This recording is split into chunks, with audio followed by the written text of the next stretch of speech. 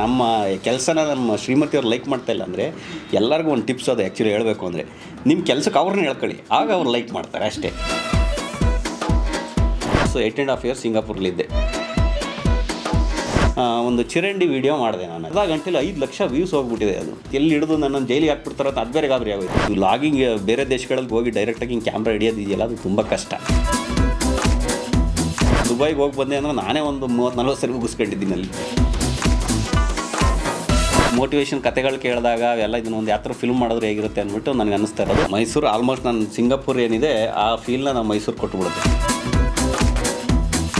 ಅದಾದಮೇಲೆ ಇನ್ನೊಂದು school English ಮೀಡಿಯಮಲ್ಲಿ ಓದಿದ್ವಿ, Kannada ಮೀಡಿಯಮಲ್ಲಿ ಓದಿದ್ವಿ. ನನಗೆ ಆಗ ವಿದ್ಯೆನೇ ತಲೆಗೆ ಹತ್ತಂಗೆ ಆಗೋಯ್ತು. ಹೀರೋ ಹೊಂಡ ಏನೋ ವರದಕ್ಷಿಣೆ ಕೊಡ್ತಾರೆ ಅನ್ನೋದೊಂದು ಕಾನ್ಸೆಪ್ಟ್ ಆಗೆಲ್ಲ ಇತ್ತು ನಾವು ಚಿಕ್ಕವರಿದ್ದಾಗ. ಮದುವೆ ಆಗೋದು ಅನ್ನೋದಕ್ಕಿಂತ ಹೀರೋ ಹೊಂಡ ಕೊಡ್ತಾರೆ ಅಂತ ನಮಗೆ ಖುಷಿ. ಆ ಪ್ಲಾಟಿನ ಬೈಕ್ ತಗೊಂಡು ಅದರಲ್ಲಿ ನಾನು ಮೋಟೋ ವ್ಲಾಗ್ ಸ್ಟಾರ್ಟ್ ಮಾಡಿದೆ.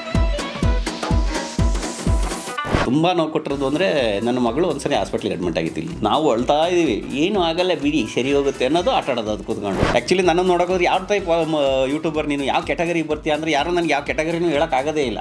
ಯಾಕಂದರೆ ಈ ಕಡೆ ಊಟ ಹೋಗಿ ಮಾಡ್ತೀನಿ, ಯಾಕಂದ್ರೆ ನನಗೆ ಊಟ ಇಷ್ಟ. ಆಮೇಲೆ ಈ ಕಡೆ ಸಿನಿಮಾನೂ ಮಾಡ್ತೀನಿ, ನನ್ನ ಸಿನಿಮಾ ನನ್ನ ಹವ್ಯಾಸ. ಆಮೇಲೆ ಬೈಕ್ನೂ ಓಡಿಸ್ತೀನಿ, ಯಾಕಂದರೆ ಎಲ್ಲ ಇದೆ. ಹಂಗಾಗಿ ನಾನು ಒಂದು ಕ್ಯಾಟಗರಿಗೆ ಜಾಯ್ನ್ ಆಗೋಲ್ಲ. ಸತೀಶ್ ಹಿರೇಗೌಡ ಅಂದರೆ ಅವ್ನ ಲೈಫ್ ಸ್ಟೈಲ್, ಅವ್ನ ಯೋಚನೆಗಳೇನು, ಅವ್ನು ಏನು ಮಾಡ್ತಾನೆ ಅನ್ನೋದನ್ನು ತೋರಿಸೋದೇ ನನ್ನ ಚಾನಲ್ ಅಷ್ಟೇ.